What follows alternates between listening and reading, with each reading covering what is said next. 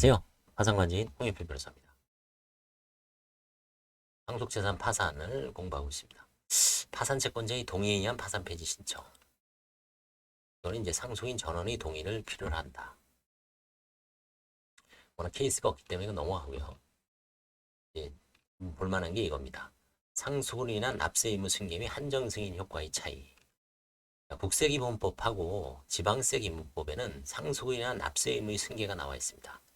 상속이 개시된 때에 그 상속인 또는 민법 1053조에 규정된 상속재산관리인은 피상속인에게 부과되거나 피상속인 납부할 국세 및 강제징수비를 상속으로 받은 재산의 한도에서 납부할 의무를 진다. 지방세법도 똑같이 규정되어 있습니다.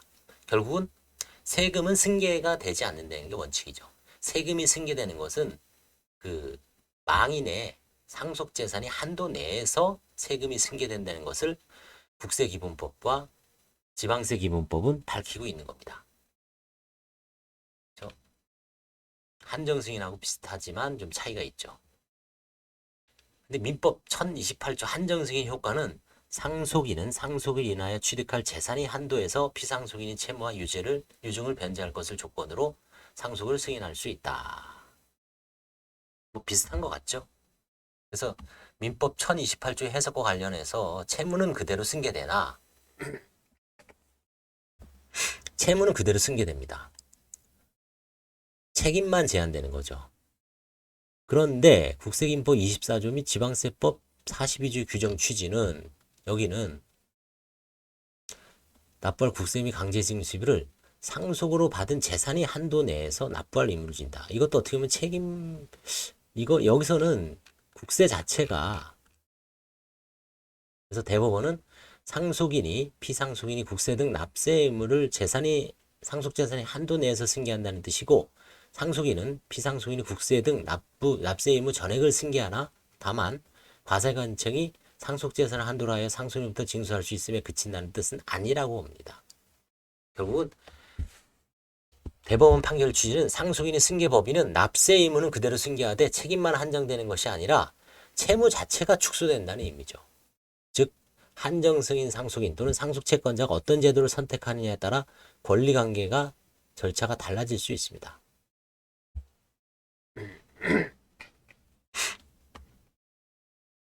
그래서 이제 이수 변호사님이 국세청 등 상속채권자의 상속재산 파산 신청 증가 가능성이 있다. 1. 조세채권자 등이 압류한 부동산, 주식 등을 한국자산관리공사, 캠코죠. 캠코에 공매를 의뢰하더라도 상속인을 파악할 수 없는 경우 한국자산관리공사는 공매대행 해제 통보를 합니다. 이거 우리가 공매를 못하겠다. 내려치우겠다. 상속인을 알아야지 공매가 진행되죠. 우리 공매 못하겠습니다. 하고 이제 통보를 합니다. 그 다음에 파산 선고 후 피상속인이 비상장 주식을 매각하기 위하여 한국자산관리공사에 매각 대행 의뢰가 가능한지 문의하였는데 한국자산관리공사는 국세징수법 또는 지방세법에 의하여 징수할 수 있는 청구권의 경우에만 공매 대행을 한다고 답변했습니다. 왜냐하면 관제인은 피상속인이 비상장 주식을 매각하기 위해서 비상장 주식도 캠코가 매각하면 좀 신뢰성도 높고 좀 유력한 사람들이 많이 들어와서 살 수가 있죠. 근데 관제인이 아무리 뭐 공적인 지위가 있더라도 그리고 그 파산 재산 매각 사이트는 법원의 어떤 한쪽 구석에 있는 사이트죠. 경매와 다르게. 경매는 또 많이 알려졌죠. 그렇기 때문에 잘 안 볼 가능성도 높습니다. 그래서 이제 캠코를 이용하려고 했는데 캠코 우리는 세금 체납의 경우에만 매각하지 관제인이 원하는 경우는 안 해주겠다. 그래서 이 공매 진행 중에 채무자가 사망한 후 상속인과 협의를 위해 공매를 취소했습니다. 취소 사유, 압류 후 체납자 사망 협의. 두 번째, 상속 사순위 친족까지 모두 찾아 상속 포기 이사를 확인하기 어렵죠. 수십 명이죠, 사촌이. 부동산 임의경매 사건에서 가압요건자로서 배당을 받아 배당금이 공탁되었는데 상속인을 찾을 수 없어 상속재산 파산 신청을 한 사례가 있습니다.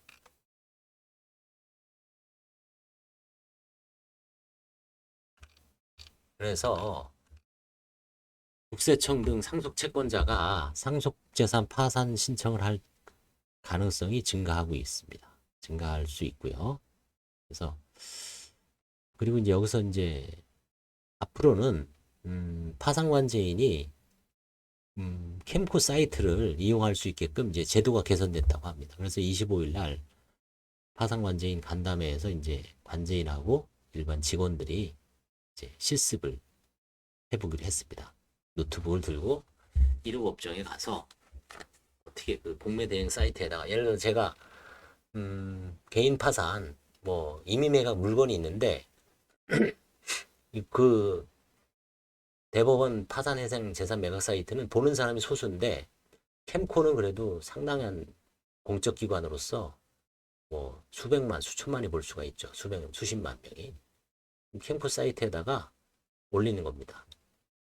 서울 뭐 종로구 무슨 구기동에 이런 빌라가 나와 있다. 근데 이거는 뭐 국세 체납이 되는 게 아니라 파상관제인이 매각하는 거니까 좀 관심 있게 봐라. 물론 이제 거기에 공매 매각 조건이 쭉 있습니다. 뭐 세입자의 보증금을 임차인 보증금을 승계한다든지 어떤 권리는 소멸된다든지 이런 게 다 나와 있기 때문에 조세의 귀속은 어떻게 한다든지 그런 부분이 나와 있기 때문에 정확하게 보고 일반인들도 이제 캠프 사이트에서 관제인 매각 공고를 볼 수 있고 입찰할 수가 있는 겁니다. 뭐 이것과 직접적인 관계는 없지만 간접적으로 이제 관련이 되는 겁니다. 그래서 상속인한 납세 의무 승계 및 한정 승인 효과의 차이가 있다는 겁니다. 상속인한 납세 의무는 승계되지만 그 재산이 범위로 축소된다는 거고요.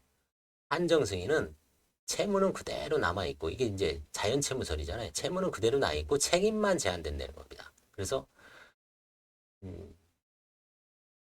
이 변호사님이 이것 때문에 저도 이제 개인적으로 만났을 때 어떤 케이스를 얘기했는데 그거 관련돼서 이제 여기서는 자세한 얘기는 안 하죠. 그냥 기본적으로 이게 뭔가 차이가 있다.